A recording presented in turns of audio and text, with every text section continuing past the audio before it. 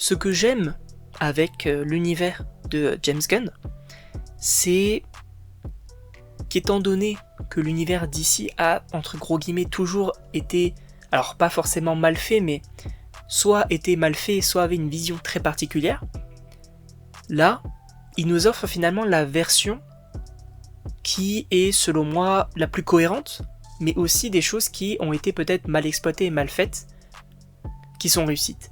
Évidemment, bonjour à toutes et à tous, je suis très content de vous retrouver pour une nouvelle vidéo.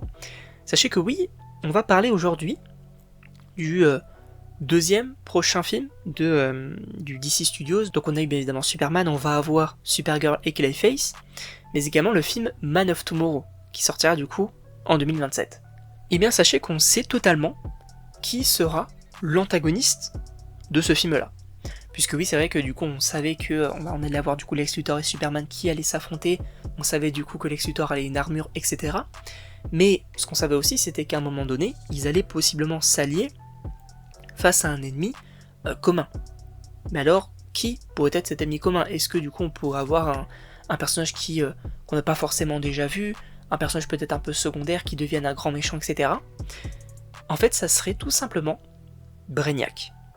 Alors, moi personnellement, c'est vrai que Brainiac, je ne connais pas forcément trop, on va dire, tout le lore du perso. Je sais que c'est un personnage extrêmement intelligent, extrêmement puissant, qui du coup est attiré que, je crois, par la connaissance, si je ne dis pas de bêtises. Et ce que j'aime bien dans le perso, c'est que oui, en comics, et je crois aussi en jeu vidéo dans les Injustice, ça a été plutôt bien fait. Je crois aussi dans le jeu vidéo Suicide Squad, je crois qu'on le voit. Ça a été plutôt bien fait, mais en film, on ne l'a pas trop vu. Même je crois jamais. Je crois qu'on l'a jamais vu. Et ce qui est cool, c'est que James Gunn, pour moi, il sait où il va, et en plus de ça, il sait comment peut-être évoquer certaines choses. C'était le cas par exemple avec Superman, avec Lex Luthor. On a eu des versions qui sont pour moi les plus représentatives des persos. Et en plus de ça, pour du Brainiac, ce qui va être intéressant, c'est qu'on ne va pas avoir encore une fois, par exemple, comment on peut appeler ça, du Darkseid directement.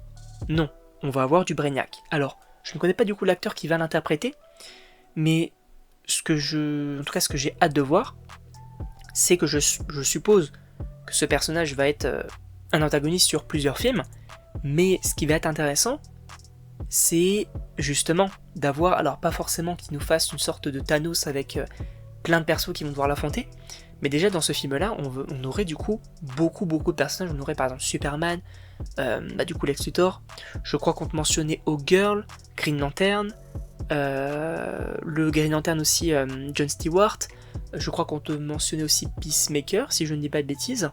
Et c'est vrai que moi personnellement, j'aimerais bien qu'on ait du coup un début de Justice League face à justement ce personnage-là.